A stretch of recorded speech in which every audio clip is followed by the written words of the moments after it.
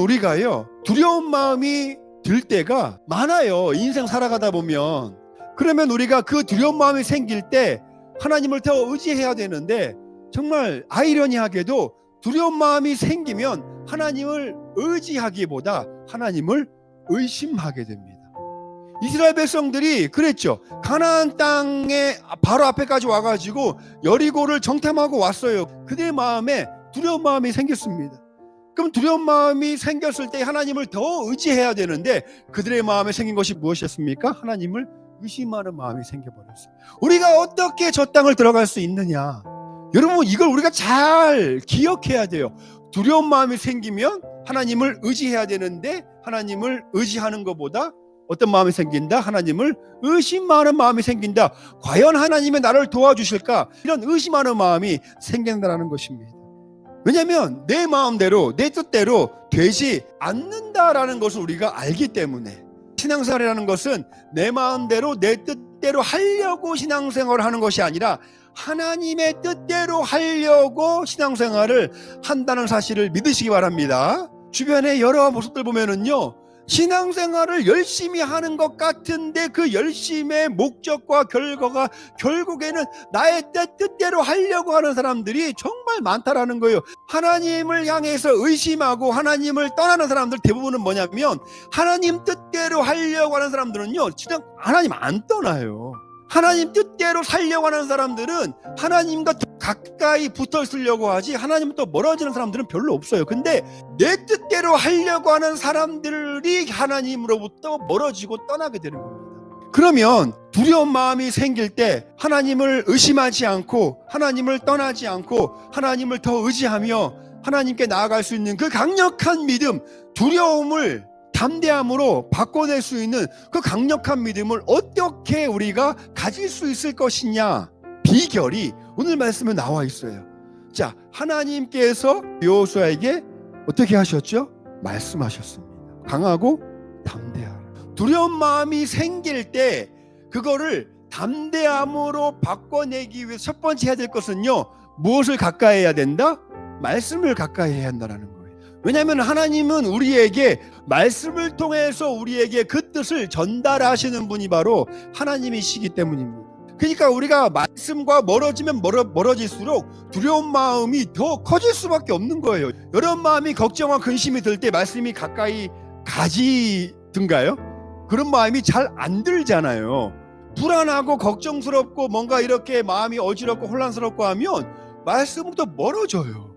근데 오히려 우리가 말씀을 가까이 하면 가까이 할수록 그 말씀을 통하여서 나를 위로하시고 가장 큰 힘을 줄 수 있는 사람은 바로 누구다? 하나님이시라는 거예요.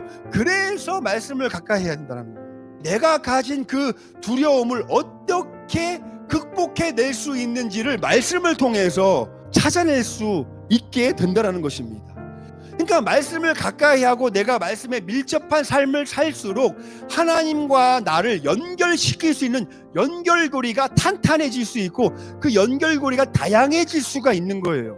근데 내가 말씀을 멀리하고 말씀을 잘 모르고 어떤 말씀에 밀접한 삶을 살지 않으면 하나님과 나를 연결시킬 수 있는 연결고리 자체가 약해지거나 때로는 그 연결고리가 없기 때문에 나는 신앙생활을 하는 것 같은데 하나님과 나를 말씀과 은혜로 연결시켜내지 못하는 그 안타까운 우리의 신앙생활을 하게 될 수 있다라는 점을 꼭 명심하시는 저와 여러분 되시기를 주님의 이름으로 축복합니다. 여러분이 강하고 담대하는 말은요, 아주 의미가 있어요. 강하고라는 말은 이 히브리어로 하자크라는 말인데, 이 강하고라는 말이 어떤 의미가 있는지 제가 연구해 보니까요, 붙잡다라는 말이 있어요. 묶다. 그러니까 강하다라는 거는요, 묶는 거예요. 근데 여러분, 묶인 사람은 강할 수가 없어요.